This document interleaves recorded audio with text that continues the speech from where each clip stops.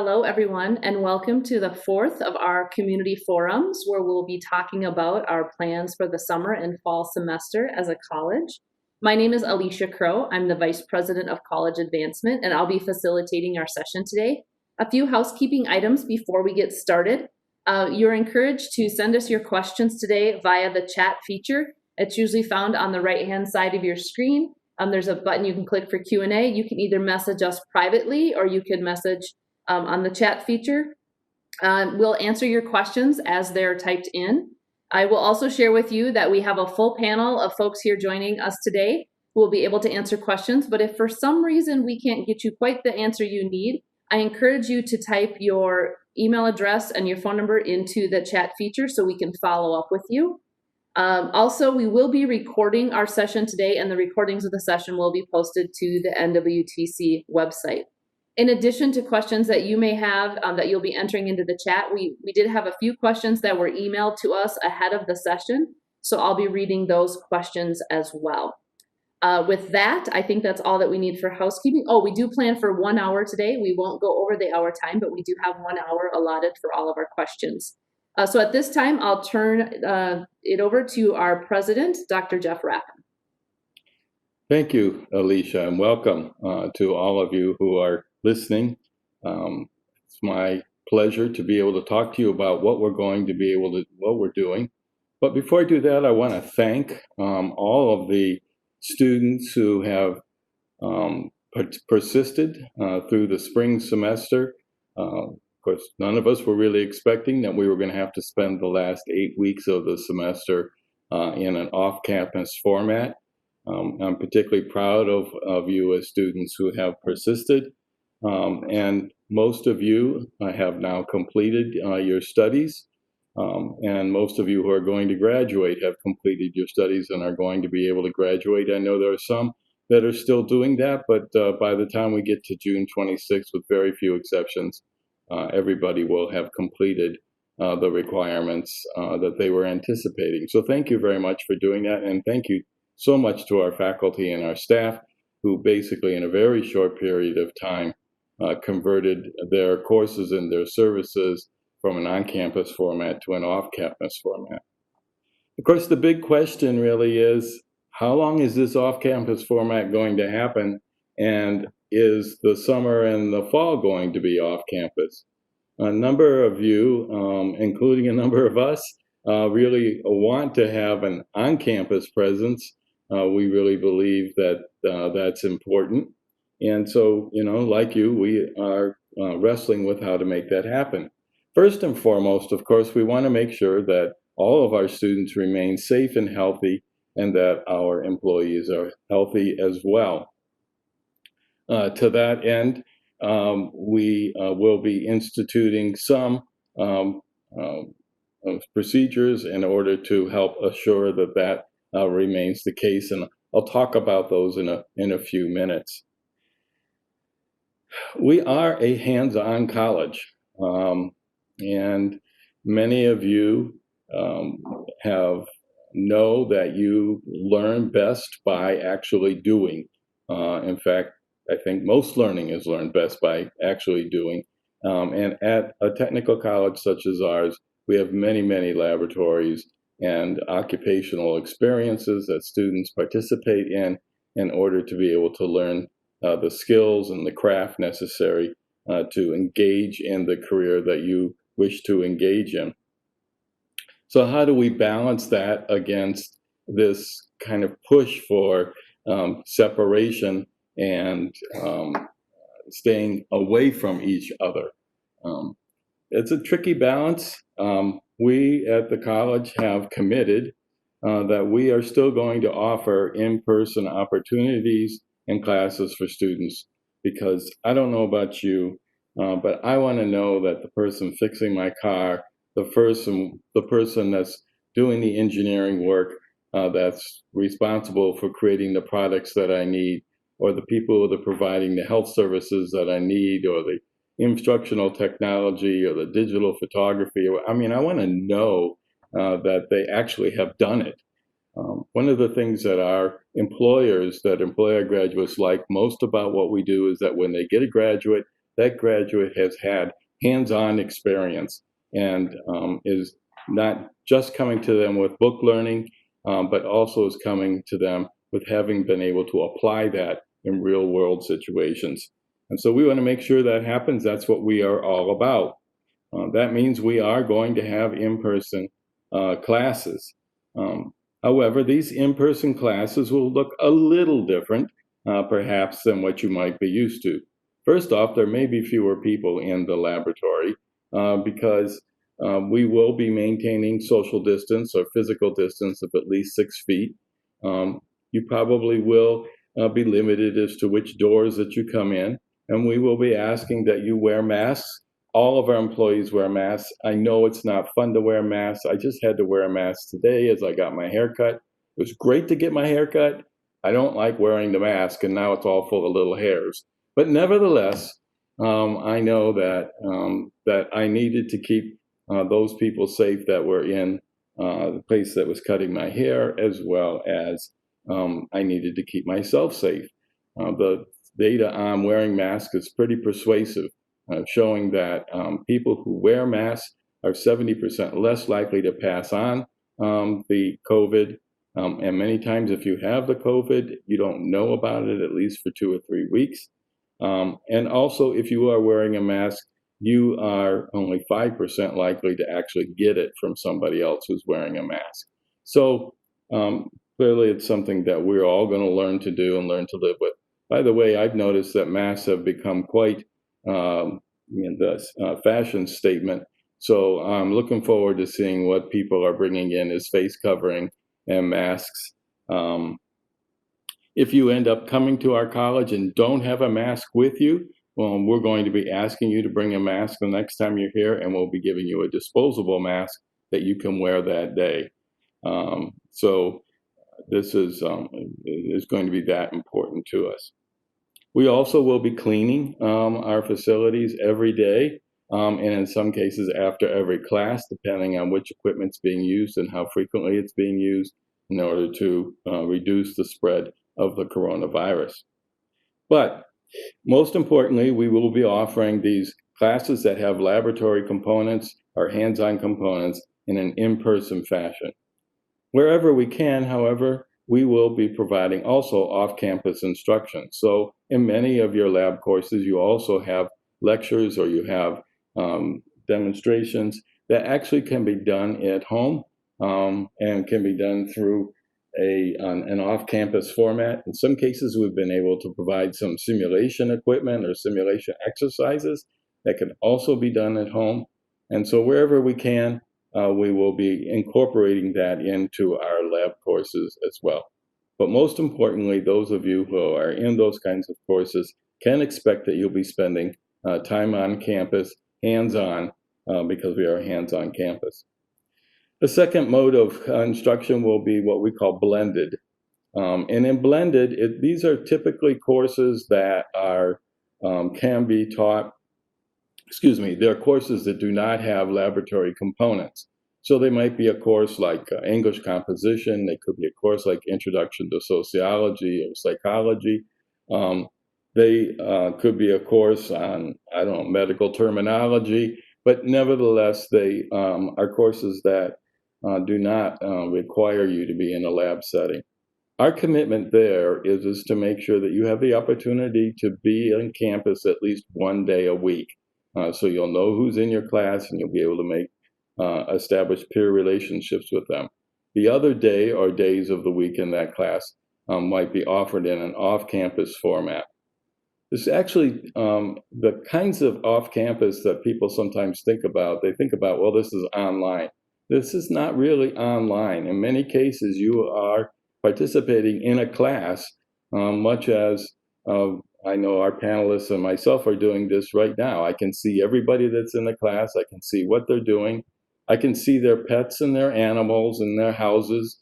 But most importantly, I can see whether they're participating, and I can see that they are able to talk to each other. I could even break them up into groups so they could be doing teamwork together in this kind of format. So if you haven't had the opportunity to be in what we call synchronous learning, in a class. I encourage you to take advantage of that. I think you'll find that it's very similar to being in the classroom, probably as similar as you could possibly be. Now, that's a little different than obviously what we've offered for a long time, and that is online courses. Online courses tend to be those that you don't come on campus even for that day of a week. You're online the entire time. And typically, you'll be participating in those classes at your own pace, at your own time, and structuring your days around those classes in the way that works best for you. There's always support, there's always an instructor, there's always um, dates that things are supposed to be done. There are usually chat groups that you have to participate in, but it's a little bit different than the synchronous kind of classes that we have. In all of these classes, whether they're in person, online, blended, off campus, or on campus, we provide a full array of support services to you.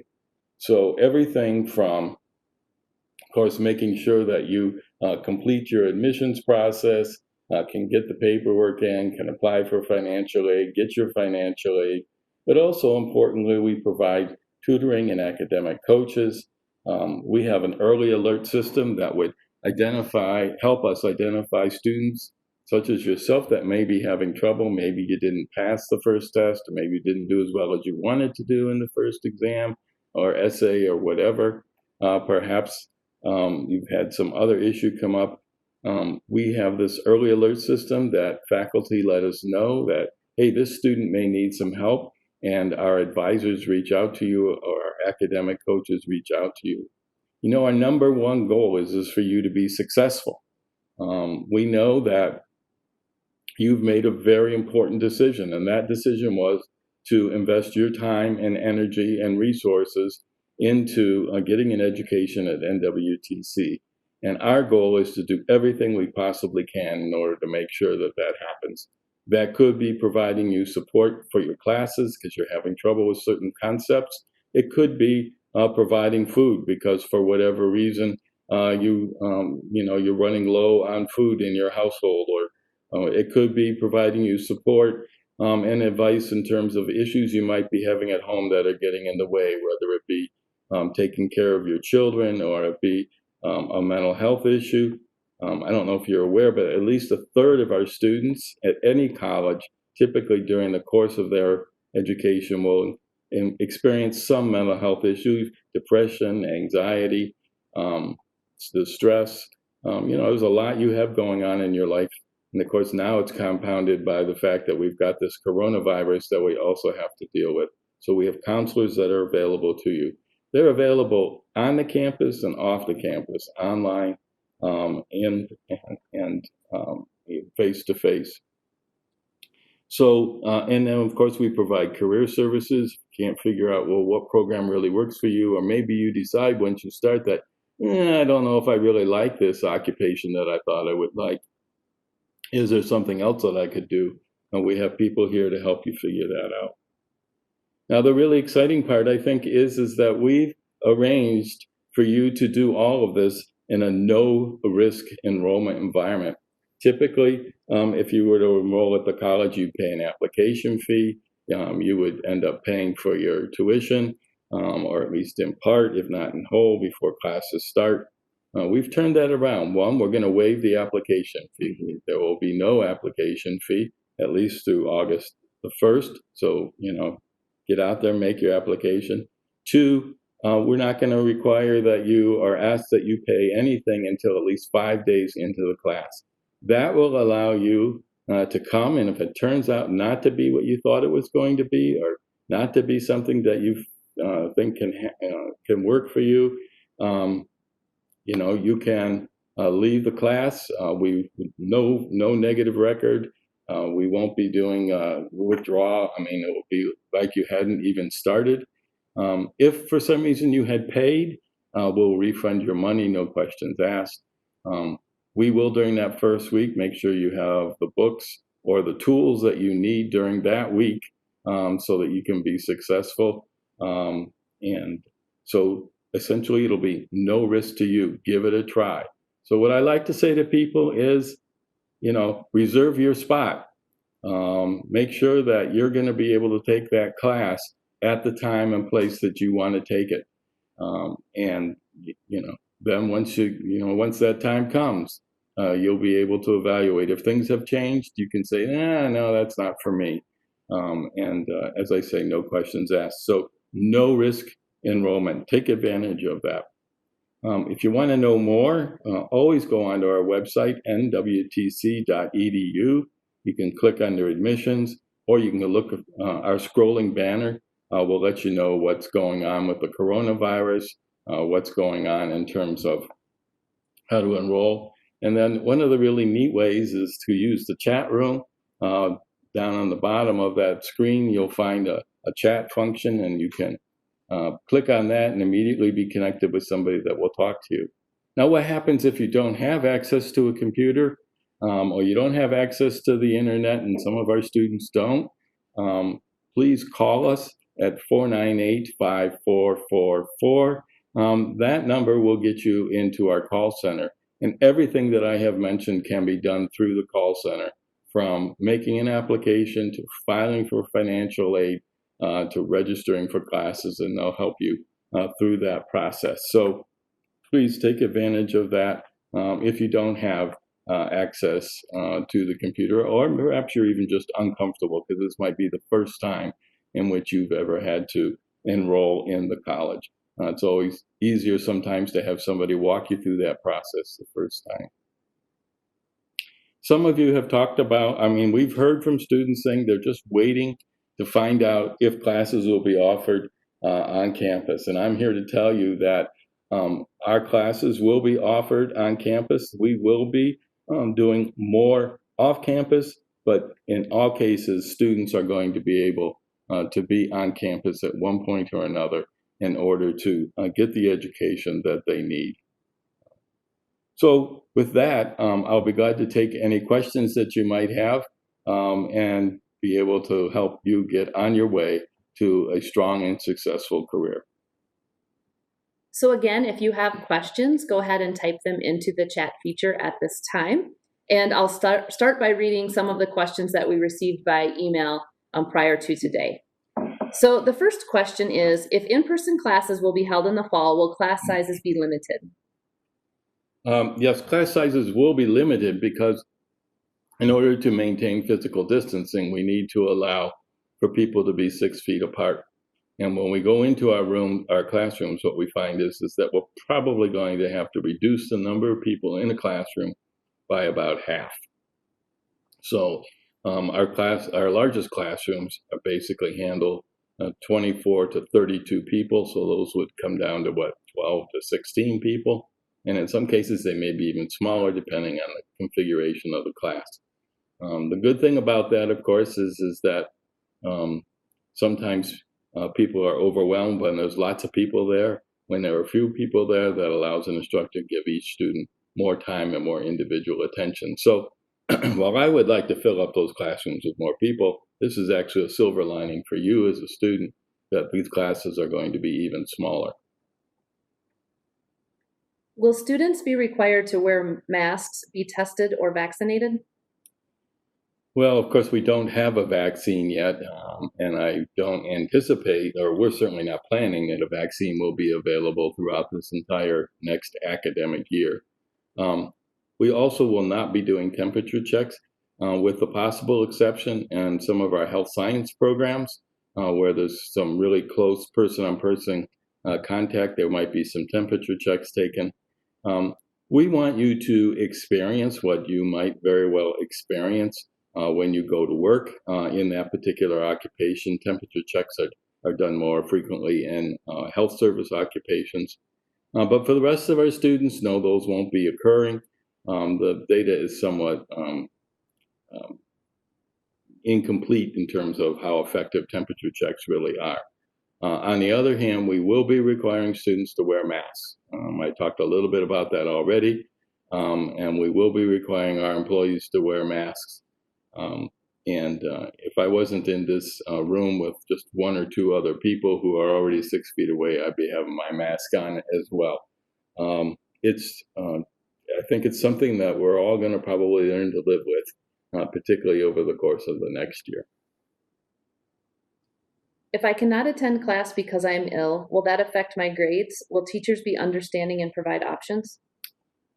Absolutely. Well, no, it won't affect your grades. And yes, faculty will be understanding. We do not want you to come to class if you are not feeling well or sick. Um, I think in America, the culture sometimes is that, if you're not feeling well or you're sick, well, you got to be really sick, or otherwise you should show up for work or you should show up for class. I think that's going to change. I think it is changing.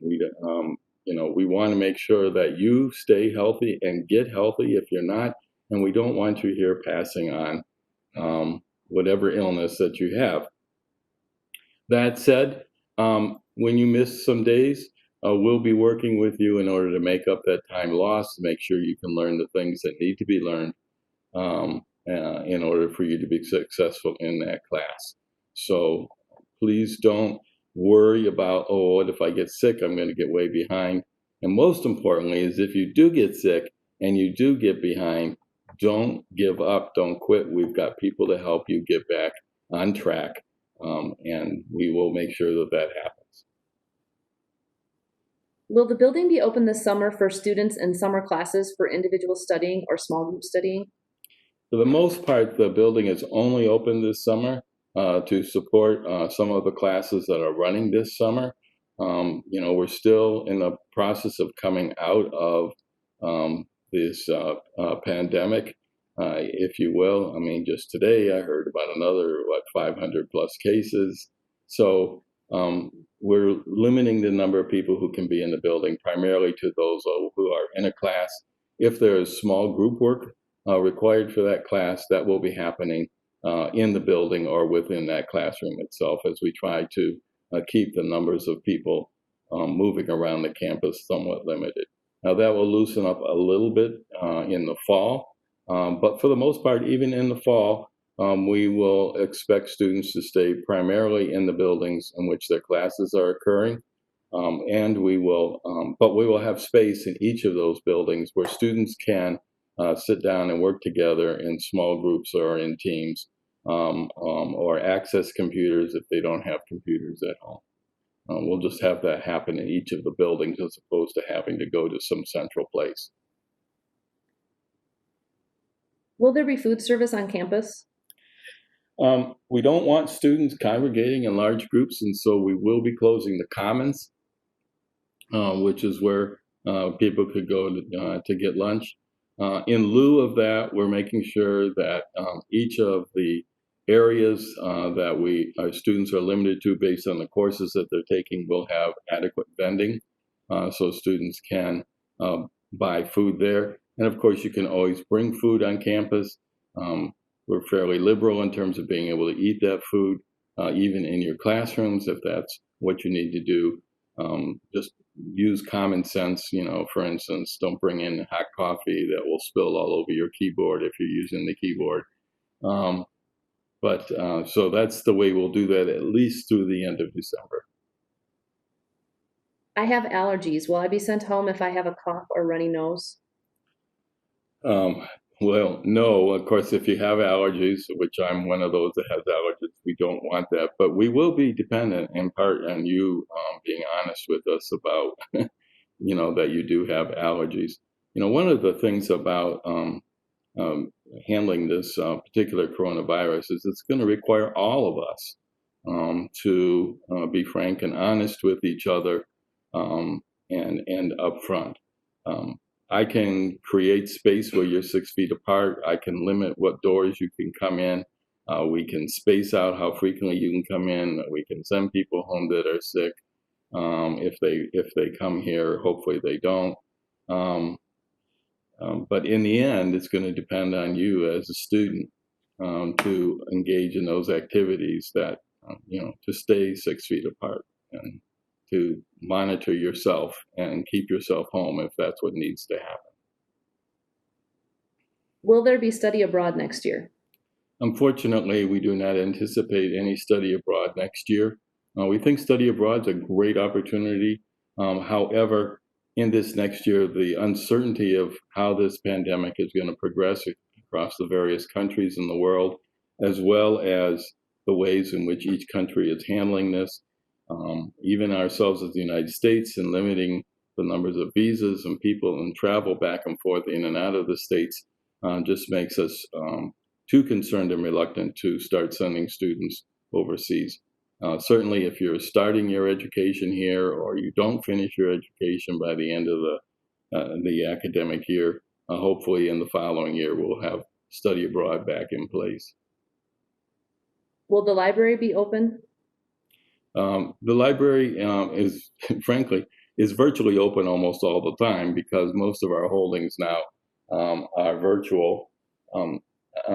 However, the space itself right now, we do not anticipate being open.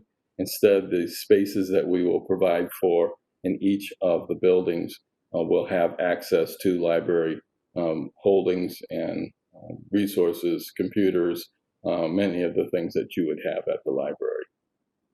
Will counseling services be available? Absolutely. Counseling services are available. Our counselors are highly trained, and they will be providing counseling both in a teleconference kind of off campus, but also face-to-face on the campus. Sometimes people are reluctant to go to see a counselor or even to see an advisor or to seek out help. What I've discovered is the smart people are the ones who go out and seek out help when they need it. I always like to say to people, even Aaron Rodgers needs help every once in a while and needs a coach. So you can be really good but needing help is part of the human condition. So even I need help once in a while, even though I like to tell my two sons that I rarely make mistakes, so they should always be listening to me. Doesn't work. Just in case you wanted to try it. How is the college handling campus cleaning if a COVID case is found on campus? Well, we have very specific protocol that we'll be following, and it's a protocol that has been established by CDC. At the very least, that area where the student has been will be closed for 3 days, and there will be a deep cleaning process in order to decontaminate the area. We will be tracking where that student has been, making sure that all of those areas have been cleaned as well. All of our sites have cameras, and we're able to do a fairly good job of determining where people have been. Again, part of the reason that we're trying to limit, though, the numbers of places that students can go is in order to allow us to be able to clean and know the areas that we need to clean if a student presents themselves with COVID. What campus services are available remotely? Every service that we provide on campus is available remotely. I mean, it could, all of the coaching, the counseling, the advising that I have mentioned is all available.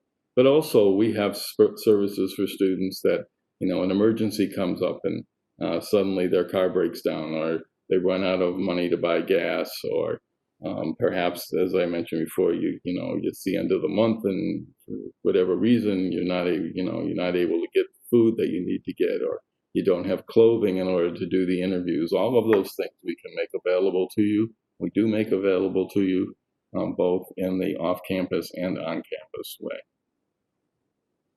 I am a nursing student. Will I have clinicals in the fall? The short answer is yes. I'm going to let our dean know, Scott Anderson, answer that question, because I know that in this the last 8 weeks you may have run across people in our health science programs that have told you that the clinicals weren't available to them. Correct. Thank you, Dr. F. My name is Scott Anderson, and I'm the Dean of Health Sciences and Education.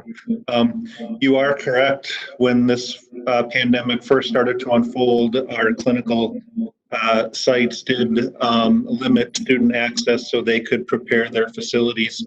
However, that is starting to turn around as our hospital systems have a handle on the environment and how patients are flowing in. So they are accepting students once again to clinical rotations. It might look a little bit different because this clinical groups may be a little bit smaller depending on program. But for those programs, we do have a plan to supplement that clinical instruction with simulation or other virtual experiences. So students will have clinical experiences in our programming. How do I know if I'm eligible for financial aid? That's a really good question, and I'm going to ask Mark Franks, our Dean of Student Enrollment, to give us an answer on that. Thank you, Dr. Effen. Yes, everyone is eligible for the most part for student aid. And the way to find out about your eligibility is to fill out the FAFSA. It's a free application for federal student aid. And it will show you if you're eligible for grants, which you do not have to pay back, or most everybody is available for some type of loan. And the interest rates on those loans are quite low right now. You can call that 498-544 number and ask to speak to someone from financial aid, or go on the website and click on the chat, and they will put you in touch with a financial aid advisor who will help you fill out the FAFSA and let you know what you're eligible for. You know, some of you may have heard horror stories about filling the FAFSA, being, you know, how difficult it is to fill out that FAFSA. I want to tell you that it's, first off, it's not as difficult as it sounds. However, you know, it does have some complexity to it, and that's why we have people that will walk you right through that process from step one all the way through. So don't not fill it out because you feel like it'll be too complicated or you can't find the information. There are ways to work through that, and oftentimes, even if you aren't eligible for grants, there may be other opportunities for you to receive scholarships and grants, of which that data that's in the FAFSA is used to help determine that. The program I am interested in requires a toolkit. Do I get a toolkit with no risk enrollment? Every one of our programs that requires tools in that first week, the tools will be available in those classrooms or in those laboratories. And so you'll be able to fully participate without having had to purchase tools. I just want to let everyone know who's on the line that we're getting towards the end of our questions. So if you do have a question, now's a good time to type that into the chat. The next question is, how can I register for no risk enrollment? You know, I'm wondering if Erin, who is our admissions director, could answer that question for us. Yeah, thank you, Dr. Rappin. My name's Erin DeGran, the manager of admissions enrollment at the college. You just simply need to fill out our online application. So you can go to our website, nwtc.edu, and you'll see on the scrolling banner, the no risk enrollment. It'll walk you through our application. The fee will be waived. And after you complete that application, somebody will be reaching out to you to walk you through each step of the way. And that will be helping you obtain your transcripts, helping you get some of those other prerequisites completed and turned in on time. And then we can help you complete your what's called a SOAR session. And at your SOAR session, you'll actually meet your academic advisor, and they'll help you build your schedule for the no risk enrollment. And that's it. After that, we will help you get your books, get all set for the semester, and you'll be on your way. But if I don't have a computer or I can't get online, how do I do it? You can just give us a call at that number 498-5444, and we can help you through that process and enter your application over the phone as well. Right. What happens if a second wave of coronavirus hits in the fall? Well, we all stop for a second and cry. No, and not really. Certainly, the college is, you know, thinking about how it would respond to that and still maintain our hands-on instruction. Actually, our faculty have been very good and creative in providing simulations and providing things that could be done at home in order to learn those particular skills. I guess I don't see Amy any longer. I know, for instance, go ahead. Sure. I'll have Catherine, who is our vice president for learning. She's actually responsible for all of the learning that occurs here on the campus. So, Catherine, you want to talk a little bit about how we might respond to a second wave of corona? Yeah, sure. So I can tell everyone that we have been able to be very creative this spring semester with how we're offering our classes and how we're continuing to help our students learn even hands-on when they're at home. So we have a biomedical engineering program where students this semester actually worked on their vacuums at home to take them apart and put them back together in order to learn some of the things that they would learn while in the classroom and in the lab in their biomedical program. So I can tell you that our faculty are more creative than ever at this time, and our students continue to have fun learning hands-on activities even outside of the classroom. Oh, okay, and the last question that I have, so again, if you have any questions, now is the time to enter them in the chat. Is there someone I can talk to about the programs that might be a fit for me? Absolutely. Our Career Center is a place that you can go and talk to folks that are there. They will work with you to determine what might best fit you. But I think I'll have John Grant, who is our Dean for, I always get this wrong, our Dean for Student, our Dean of Students, to talk to you a little bit about that Career Center and some of the things that might happen to help you be able to determine what programs or courses might be best for you. Good morning. Thanks, Dr. Raffin. This is John Grant. I'm the Dean for Student Development. And Dr. Raffin's exactly right. If you're unsure of what program is the right fit for you, or you're looking to make a career transition, you can contact our career services area, and we have a number of different both virtual and in-person career assessments that you can participate in. And then our career advisors will spend some time with you after that, making sure that they assess that tool with you and help you identify what might be the best next steps for you in terms of program and career decision making. In addition, once you become a student at NWTC, they can help you with things like job searches, resume development. They can practice interviews with you. And we're here to support you through that process from the time that you're thinking about a career until the time we place you in a job. Thank you, John. You know, some people I know are thinking about taking a gap year or maybe just sitting it out, waiting to see what's going to happen with this coronavirus.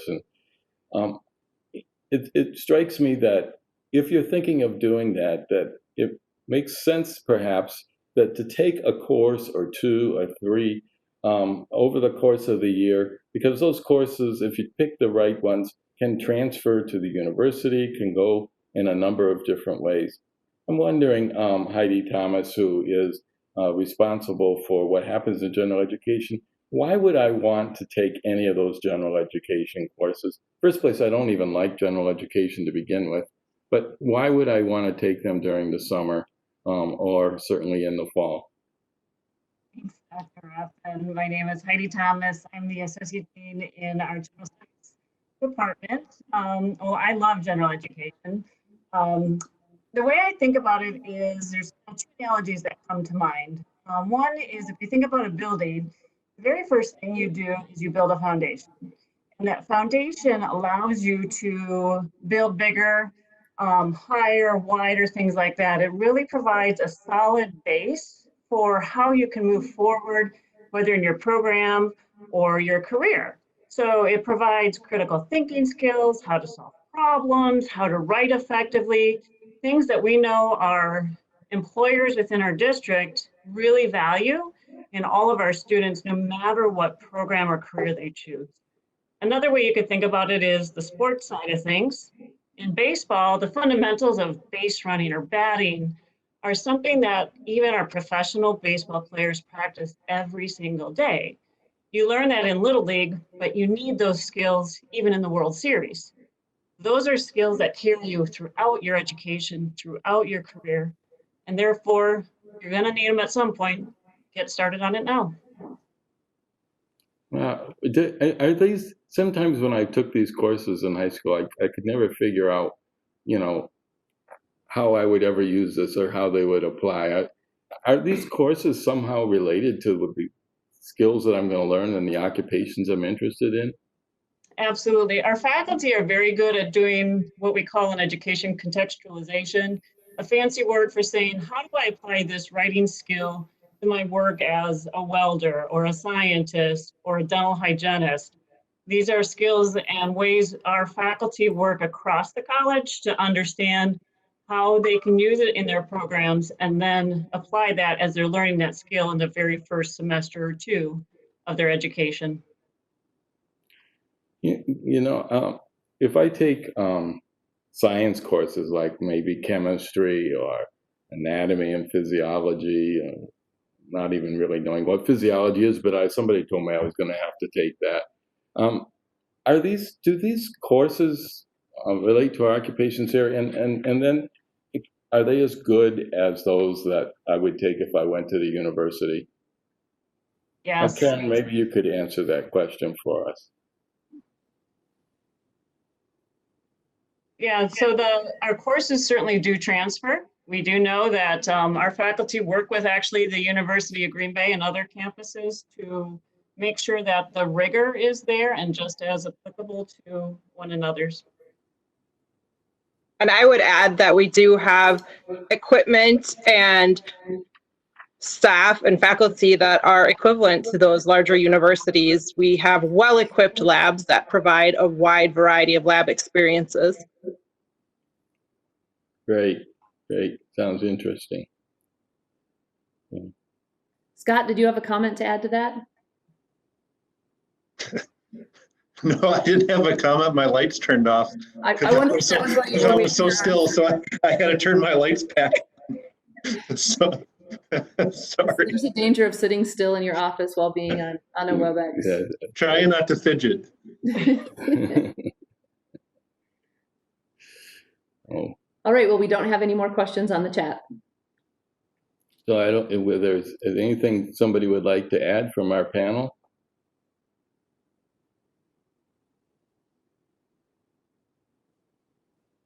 Dr. Raffin, I can just jump in. I just wanted to mention again that, as was said earlier, all of our services are available virtually right now and will be through the summer. And if you have any question at all about how to get started with your education or how to continue in your education, I ask that you just give it a chance, reach out to us, let us talk you through what we're doing right now to make this the best possible experience for you. We will help in every way we can to personalize that experience and make sure that we have a plan for you based on what your life looks like outside of school. So we've got lots of support. Don't let that be the reason that you don't check out college right now. We've got lots of students applying, lots of students enrolling, and we hope you'll be one of them. Thank you. I mean, you may be sitting there thinking, well, I'm just going to wait it out. I'll wait till August or sometime to, just before school starts. And unfortunately, a lot of folks do that. But we have a whole variety of things that happen during the summer that help get you prepared for the fall.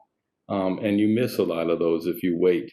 And we are also, once we know that you are interested as a student, we're able to begin to think about, well, what courses should we put out there? How should we provide support to you? What support do you need?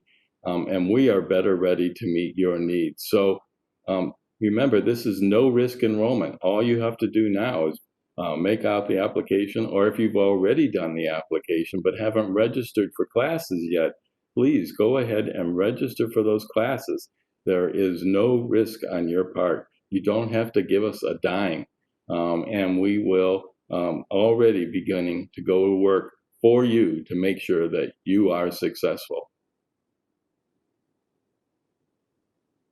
Thank you for participating and listening, and thank you to our panelists, and I hope everybody has a great weekend.